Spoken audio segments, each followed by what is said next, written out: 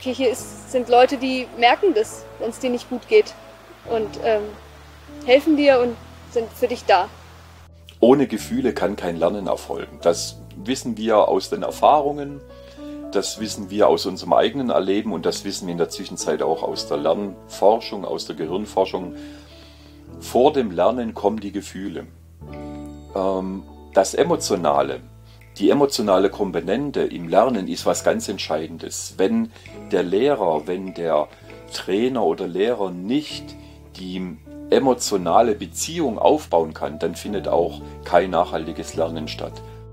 And I would agree both with my son and granddaughter that the first thing you can notice and feel when you visit a democratic school is the affection between the students and the teachers. I mean, the grown-ups are not enemies. The grown-ups are your friends. Ich glaube, das ist das Beste oder das Wichtigste an einer demokratischen Schule, dass du einfach den Freiraum kriegst, dich selber kennenzulernen und dich selber zu entdecken, deine Schwächen und eben auch deine Stärken, was manchmal viel schwerer ist zu merken, sozusagen. Das ist meine Stärke, das kann ich. Fällt vielen Menschen, finde ich, viel schwerer, als zu sagen, das kann ich nicht, weil was man nicht kann, das merkt man recht schnell, aber was man wirklich kann, das ist schwer, finde ich, rauszukriegen. Ich denke, was man lernt, ist halt, wenn man weiß, was man will, dass man es richtig macht und Vertrauen hat, dass es auch klappt. Also ich habe jetzt für mich rausgefunden, was ich machen will und ich habe Vertrauen in mich, das durchzuziehen und glaube, es klappt. Einfach so von Grund aus. Ja, es werden mir vielleicht 100 Leute sagen, nee, das ist total unrealistisch. Die Wahrscheinlichkeit ist so klein, dass es funktioniert. Aber ich glaube daran und ich glaube, diese Kraft, an sich selber zu glauben und zu spüren, was man will und das durchzuziehen, die bekommt man aus so einer Schule. Weil man einfach jeden Tag damit konfrontiert ist, das zu machen, was man will und das dann gut zu machen. Es ist relativ leicht, diesen Funken in einem Kind nochmal anzuzünden, wenn man es nicht beim Funkensprühen belässt. Das heißt, wenn das Kind plötzlich mit diesem Funken etwas machen kann, was für das Kind selbst bedeutsam ist, wo es sich plötzlich was erschließen kann, und dann hält sich sozusagen dieser Funke und aus dem Funken wird eine Glut. Und diese Glut geht dann immer weiter und mit dieser Intentionalität geht das Kind dann in Lernprozesse hinein. Irgendwie Freude, ich will jetzt weitermachen, ein bisschen Süchtigkeit. So fühlt sich das bei mir dann an. Nicht ganz so geil. Großes T? Was mit ein großes Schreibschrift-T? Du sprichst einmal ganz normal, wie du es jetzt tust. Und jetzt versuchst du es auch mal so mit wie so ein Kaugummi auseinanderzuziehen. Okay, wie viele Striche denkst du, müssen wir machen? Wie viele Laute hört man?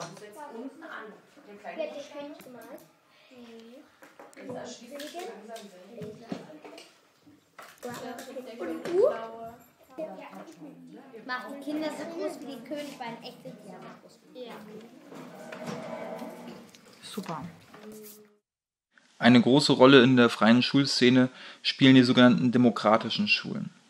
Das hat mich am Anfang irritiert. Warum nennt sich eine Schule demokratische Schule? Hat das was mit Politik zu tun?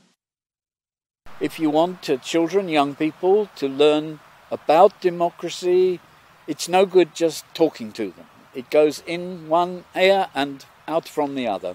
They have to experience the reality of participation in decision making.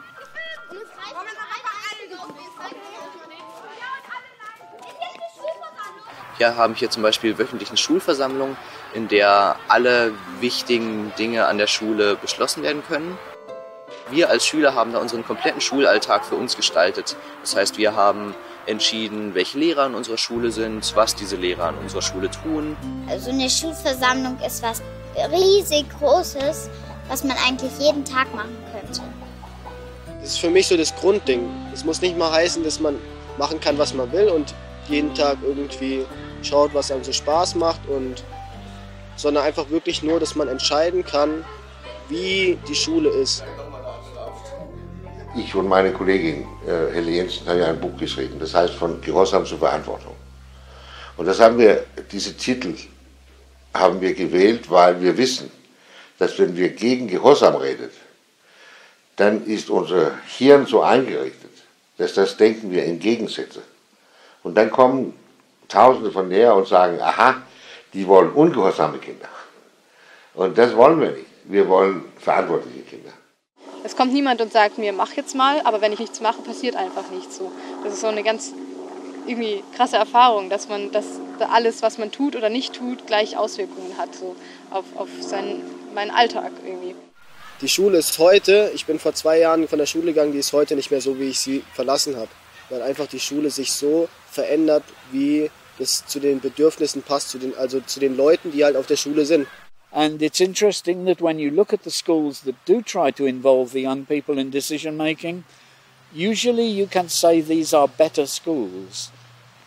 More is learned, the behavior, the aggressive behavior of the children, violence is much less, and the number of days that children are away from school because of sickness or unhappiness, this is also much less. So we are beginning to gain evidence that as you make a school more democratic, it becomes a more successful school. Nachdem ich schon einige demokratische Schulen in Deutschland besucht hatte, wollte ich jetzt mal sehen, wo dieses Konzept eigentlich herkommt und wo diese Schulen, die Ursprünge dieses Konzepts, wo die heute stehen. So kam ich auf die Idee, nach Israel zu fliegen, zur Democratic School of Hadera, die in den 80er Jahren von Yaakov Hecht gegründet wurde.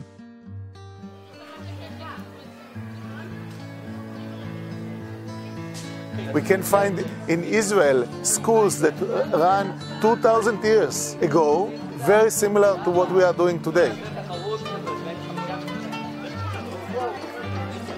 The main idea was that in our school, what happened inside the school will be very similar to what happened outside school. And outside school, we live in a democratic society. So we decide, let's build a school that the base of democratic society's ideas. The main idea of democratic school is keeping the human rights inside school. Different is beautiful, find your uniqueness and see the uniqueness of the other people. This is, to me, the main idea of democratic education. Democratic school, it's a huge thing and it's a cool thing. I think everybody needs to be in a democratic school. הרגעים הכי מאושרים שלי בבית ספר זה כשאני... Sie sagt, für sie ist das Schönste, hier einfach rumzulaufen. Sie sagt, wenn sie hier rumläuft und sie sieht die verschiedenen Ecken, wo hier Kinder mit dem Sand spielen und dort Kinder Karten spielen und da hinten wird Basketball gespielt, da hinten wird geklettert und da drüben wird diskutiert, dass das für sie sind das so die Bausteine vom Leben und dass das irgendwie so ein Spiel des Lebens ist, was sich hier reflektiert in der Schule, dass das stattfinden kann, dass diese Freiheit ist, dass die Kinder sich das aussuchen können und das dann auch durchleben und erleben und das ist für sie das Allerschönste. The best time to learn read and write, and this is the moment that you want to learn read and write. You have the motivation to do it and you have the ability to do it. But if you push someone that have no the ability to read and write, you're making damage. They learn if they want to learn. They don't have to learn. I think kids are learning because they want they will have something in their life that can help them. I think that every place in the education system today, people talk about changing. Everyone needs to look for what is the key of learning in his life. What is bringing him to be lifelong learning. I was working in a regular school for 10 years, and I knew pupils that hate math, hate coming to the school. And when I came here, I thought it will be the same. If people have to choose, who will choose math class? They will choose going to play outside. And I thought that after a week or 2 weeks, a manager will come to me and say, okay, thank you very much, but we don't need you because nobody wants to learn math. And I'm here 12 years after it. So people are coming and they want to learn. And now we are 4 math teachers, not only me, I was only one here. So people want to learn. And when they choose, they're doing it better because you don't have to be a policeman in the class. You can teach.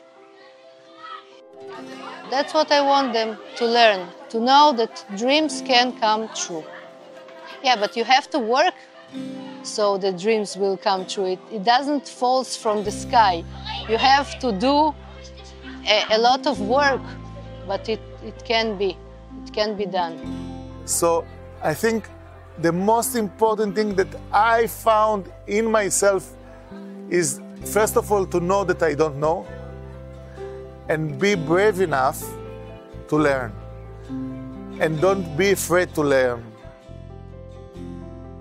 Ich habe 2 Semester lang BWL studiert, Vollzeit. Und dann im 3. Semester fingen die ersten wirklichen großen Zweifel an. Was möchte ich überhaupt lernen? Was mache ich hier? Wofür mache ich das? Und wie möchte ich später arbeiten und leben? Ich habe das erste Mal von so einem Konzept gehört, dass freie Bildung, ohne dass man Kindern vorgibt, was sie zu lernen haben, möglich ist. Aber bisher war das für mich ein theoretisches Konzept. Christoph hat mich sehr neugierig gemacht. Funktioniert das überhaupt? Was ist, wenn man Kindern so viel Freiheit lässt, dass die wirklich selbst entscheiden können, was sie wollen? Sind sie überhaupt bereit dafür? Die erste demokratische Schule, die ich mir dabei angeguckt habe, mit Christoph zusammen, war in Heckenbeck. Einer der intensivsten Eindrücke in Heckenbeck war zu sehen, wie neugierig die Kinder waren, wie viele Fragen die gestellt haben.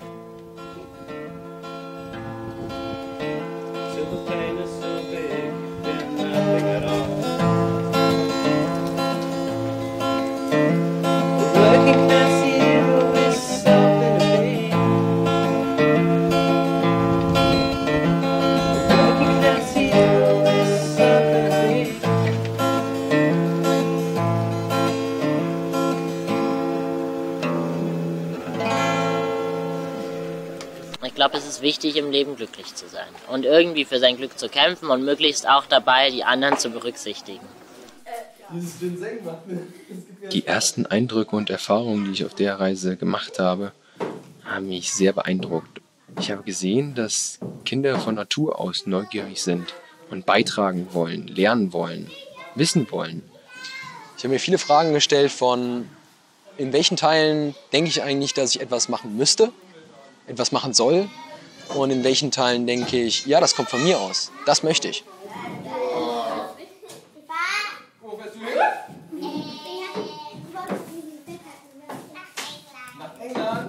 Ich habe mich dann einer Gruppe angeschlossen, die innovative Lernorte in Skandinavien angeguckt hat.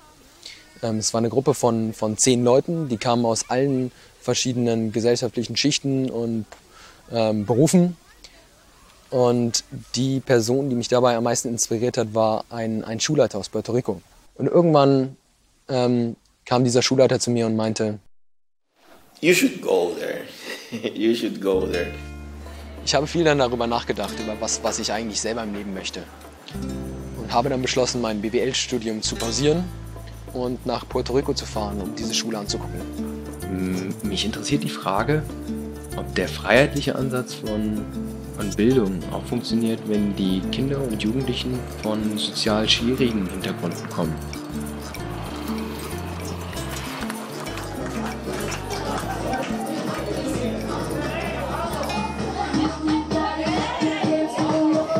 The basis, at least in Puerto Rico, is what works for us. The philosophy, the foundation of nuestra escuela is love. It's a school based on love and respect. Because you only can support people in who you believe.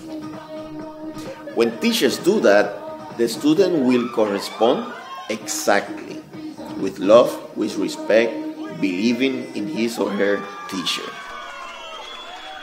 I am Justo Mendez Aramburu, co-founder and president of Nuestra Escuela in Puerto Rico. They call me father, they call me grandfather. I am godfather to 10 of their kids. My family is in the school is in my family. It's in the blood of my family. To be able to become a student, the candidate has to go to a retreat in the mountains, opening the life story and healing all the wounds that my students receive in their life. When they do that in the retreat, they become students.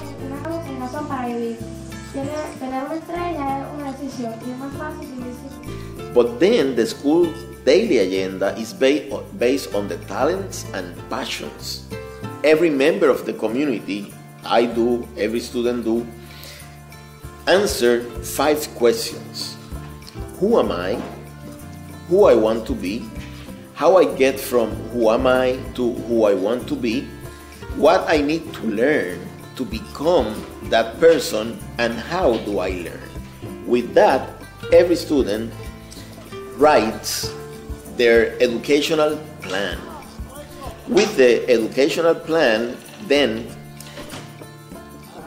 we let the student understand that we are not responsible for their education. And the school is the unconditional support so that every member of the community can achieve his plan or her plan. Zu Nostra Escuela gehört auch eine Schule für kleinere, jüngere Kinder. Die ist Nostra Escuelita. Und da kam mir ein Junge entgegen, 10 Jahre alt, und hat mich im perfekten Englisch gefragt, where do you come from? What's your name? Und ich habe mit ihm angefangen zu reden und habe ihn dann irgendwann gefragt, ja, wo hast du das Englisch gelernt? Das ist erst 10 Jahre. Und er hat nur gelacht und meinte, mein Lieblingscomic ist auf Englisch. Das heißt, ich muss es lernen.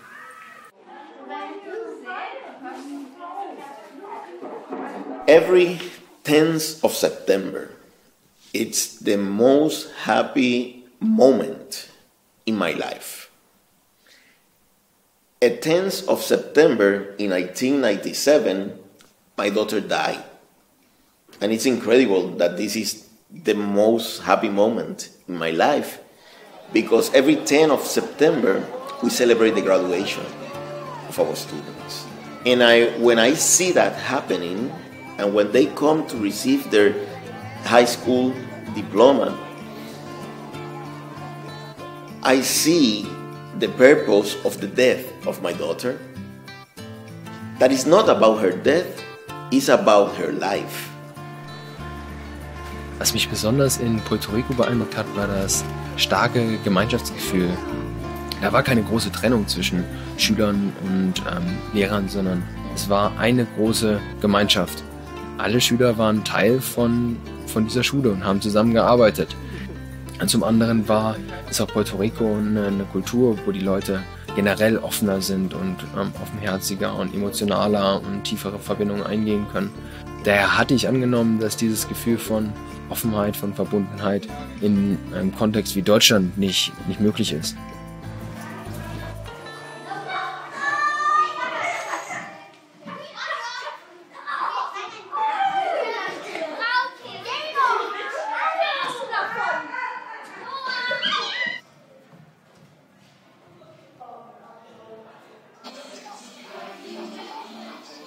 Freundschaft ist eines der wichtigsten Dinge hier in der Schule überhaupt. Ich war ja auch auf einer normalen Regelschule und ich habe es erlebt, dass ich hier andere Freundschaften zu Leuten aufgebaut habe als in anderen Schulen.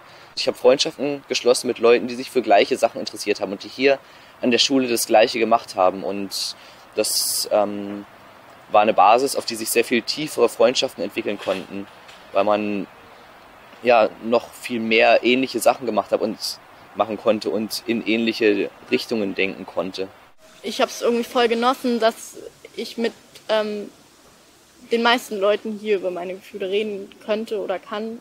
Also das gehört sicherlich zum Wichtigsten, das Klarkommen mit sich selber und mit anderen Menschen. Und wer das drauf hat, ob der dann noch dieses oder jenes Spezialwissen hat, das ist gar nicht so wichtig, weil das kann man sich aneignen. Aber diese Grundeinstellung zum Leben und zu sich selbst, die kann man nicht so einfach lernen, die muss man mitbringen und die muss man sich erarbeiten im Laufe seiner Bildungskarriere. Naja, sie lernen eigentlich genau das, was man heutzutage später braucht. Nämlich einerseits mit Menschen umgehen zu können, ja, so ganz viel soziale Kompetenz, weil das ist, was sie den ganzen Tag im Prinzip machen, sich miteinander beschäftigen und auseinandersetzen und Dinge klären und Anträge abhalten oder im Morgenkreis dann besprechen, was so ansteht oder was gemacht werden soll. Sie lernen sich selbst zu organisieren. Sie lernen, was sie können und was sie nicht können oder was sie wollen und nicht wollen. Und das ist, glaube ich, das was heutzutage das Wichtigste ist.